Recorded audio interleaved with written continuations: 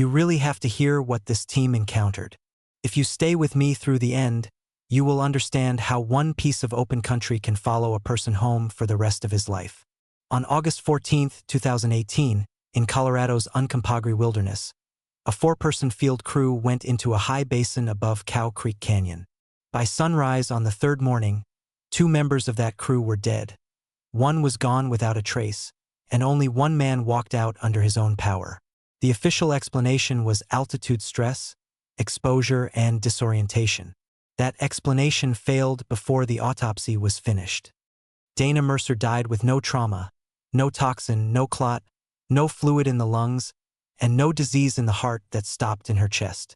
What comes next is the account. My name is Micah Torres. I was 41 years old that August. I had worked 14 years as a cultural resource specialist and field anthropologist on public land surveys across western Colorado and eastern Utah. My job was to document old travel routes, temporary camps, scarred trees, mining debris, fence remnants, and the sort of buried human passage that only matters when somebody is about to damage it. Uncompahgre was not new ground to me. I was born in Montrose. My father packed mules for hunters when I was a boy, and my mother taught school in Ridgeway. I grew up learning weather by smell and distance by how long your knees held up on the descent. I had slept in the San Juans in sleet. I had stitched my own leg after catching it on wire. I had carried a sprained man off a ridge in the dark. Nothing had ever frightened me. That changed at Uncompahgre. The assignment looked harmless. A late-season cultural review had been added to a habitat impact check on a sheltered bench west of Uncompahgre Peak. The Forest Service wanted photographs of an old travel line, fresh coordinates, and a record of whether hikers were cutting across ground that might still hold buried material under the sod. Dana Mercer led the trip. She was 52, a wilderness ranger with 23 years in the district, and she carried herself like somebody who had already measured the slope before her boots touched it. Lena Arguello was 34, a doctoral researcher with 9 years of alpine fieldwork. She mapped while humming under her breath, wrapped blue tape around her pencils so they would not vanish in grass, and kept apple slices in her pocket for the mule. Eli Brand was 26, our contract packer and GIS tech, in his second season. He was fast with batteries, bad with silence, and chewed the side of his thumbnail when he thought nobody noticed. We stopped in Ouray the afternoon before the hike because Dana wanted the radio checked one last time. Outside the store, near the truck beds and stacked coolers, an old man I knew by sight watched us tie down panniers. His name was Raymond Awan. He was 78, Tabeguache by family, and he had the kind of face that made younger men lower their voices without understanding why. He asked where we were headed. I told him. He looked toward the mountains and said, "Do not sleep above the still water meadow if the wind dies after dark." Dana gave him a short nod that meant politeness, not belief. Raymond reached into his shirt pocket and handed me a folded piece of paper wrapped around a twist of dried cedar. He said, "If you hear your own people calling, stay on the ground and answer nobody." Then he used a name in the old way. I am not pronouncing it as he did. I would not do that well. The clipped form I wrote later was Tabeguache. He translated it for me as the one that drinks the warm chest. I put the paper in my map case. Dana rolled the truck window up. We drove. Our campsite sat on a bench above Big Blue drainage, east of the deep timber where Cow Creek Canyon drops away. Dark spruce hemmed the lower edges. Above us, broken stone rose toward pale alpine ground and the back of Uncompahgre Peak. We were 18 trail miles from the nearest staffed help near Ouray and 29 miles from the emergency room in Montrose. Once the mules were unloaded and the sun dropped behind the ridge, help became a word, not a plan. The basin had one feature that mattered more than I understood at the time. A tongue of wet meadow ran through the center, fed by seep water under the sod. On one side lay spruce thick enough to swallow a person 3 steps in.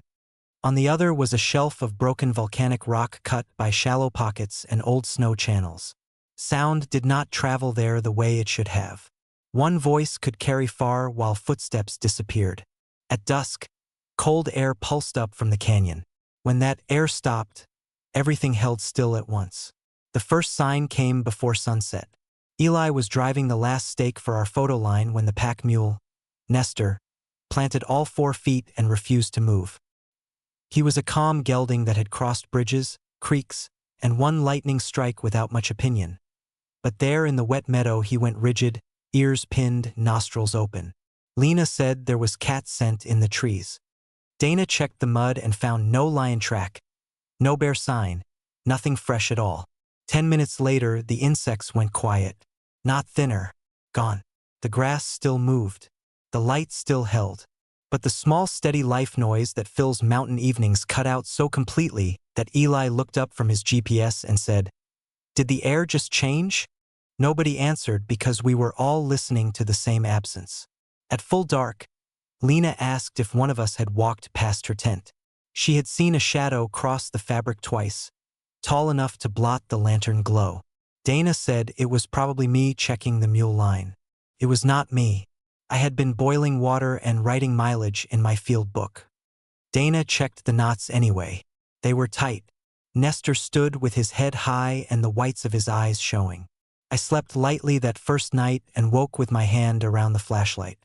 There had been no shout and no snapped branch. Something smaller had done it. The basin had gone silent again. I heard one footstep outside my tent. Then another.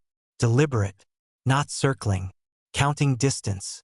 It stopped beside my head, and a woman's voice said my name in the exact tone my sister uses when she wants me to keep my temper. "Micah." I answered before I could stop myself. One word. "Yeah." Across the fire ring, Lena said from inside her tent, "That wasn't me." Nothing moved for 3 or 4 seconds. Then there was a sound above camp on the rock shelf. Not a scramble, not a leap, more like weight being set down where no climb should have been possible. It was followed by a long exhale from somewhere higher than the tents. Dana told everybody to stay inside until first light. We obeyed. At dawn, we found tracks at the meadow edge. They were not clean enough for casting, but they were clear enough for argument. Each print was longer than my hand and narrow through the middle, as if the weight had landed on a split shape that pressed deepest at the front. Dana crouched beside them without speaking. The prints crossed 20 feet of wet ground. Then they ended in open grass. No drag marks, no turn, no second set leading away.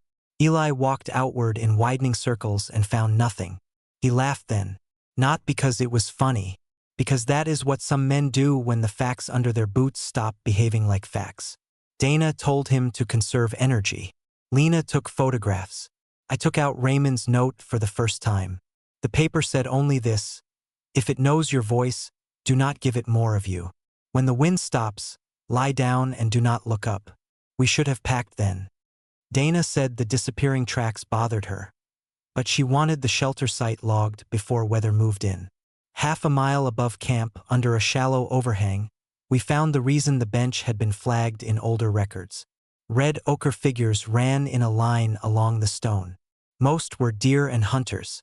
One was taller than the rest, drawn with long arms and a chest marked by an open circle. 3 smaller figures knelt before it. The pigment was old enough that lichen had grown through parts of it. Lena photographed the panel in silence. Eli said it looked like a warning sign. Dana told him not to guess at what he did not know. The second day stayed bright and thin. No cloud cover. No wind. We measured, flagged, and photographed until late afternoon. A few times I caught Eli staring into the trees below the meadow as if he expected somebody to step out and ask for directions. Once I asked what he saw. He said, "I keep thinking someone is standing just inside the shade." He laughed after he said it, then chewed his thumbnail until the skin reddened. The second silence came just before dusk. Nestor jerked against the lead. A metal cup fell from the cook tarp, though nobody had touched the line. It struck a rock, rolled downhill, and kept rolling longer than the slope should have allowed. Eli swore and ran after it because it was our only spare cup that would sit flat on the stove. Dana told him to leave it. He went anyway. That was the tactical move. I know that now. The cup was noise. The choice had already been made. We heard Eli shout once from below the meadow. Not a long yell. One short call, cut off in the middle. By the time we reached the grass, there was no sign of him moving through the trees. There was no struggle in the sedge, no broken willow, no blood. His orange shell lay folded on a flat stone as neatly as if he had taken it off with care. Beside it sat his boots, upright, toes together, laces tied. His socks were tucked inside. The ground around them was wet with seep water. The insides of the boots were dry. Dana spread us into a line, 5 yards apart, and had us search until headlamps failed to hold the dark back. 20 yards from the boots, I found another run of prints. The same narrow split impressions headed toward the spruce. They crossed mud. They crossed the edge of a melt channel. Then they stopped mid-stride on saturated soil, one print after another ending in nothing. Dana stared at that gap for so long I thought she had stopped hearing us. We did not sleep that second night. We sat back to back by the stove lantern with the radio on scan. Every time the basin fell silent, a voice came from a different point in the dark. Once it was Eli asking if we had found his flashlight. Once it was Dana's dead husband saying her name. She never told us the voice was his, but I watched her mouth go tight and her right hand close on the grip of her flare gun. Lena cried without sound. The tears kept dropping off her chin onto the knees of her field pants, but she never wiped them away. Near midnight, something moved through the rock shelf above us. I saw only sections. A leg too long for the distance it covered. A shoulder turning where there should have been no footing. A narrow head or hood or antlerless outline lifting above the ridge lip and lowering again. Each time it passed, the cold in the basin changed. Not air temperature, stored warmth leaving. Just before dawn, Dana made the call to break camp and move. She said we would take only water, radio, medkit, and the satellite locator. We had finished half the task by then. It did not matter. I went to the mule line and found Nestor trembling hard enough to rattle his hardware. One pannier had been opened. Nothing was stolen. One thing was missing from where I had wedged it beside the grain sack. Raymond's cedar twist. We never made it out that morning. The locator failed first. Full battery. Blank screen. Then the radio filled with a rushing sound like wind in dead reeds, though the trees stood still. Dana ordered us uphill toward the open rock, away from the timber. Halfway there, Lena stopped and pointed to the shelter overhang. Eli was standing beneath it. At least that is what the shape wanted us to think. He was the right height. He wore no jacket. His head tilted the way Eli's did when he was tired. But he was facing us from too far back under the shadow, and the light behind him should have shown his face. It did not. Dana told Lena to stay where she was. Lena took one step forward anyway and said his name. Everything living in that basin went quiet in the same instant. Dana fired the flare. The red light struck the rock wall, and for less than a second the figure lost the outline of a man. It stood over 7 feet. Its stride, when it moved, covered 4 feet of ground at a time without haste. I remember the chest most because it did not look solid.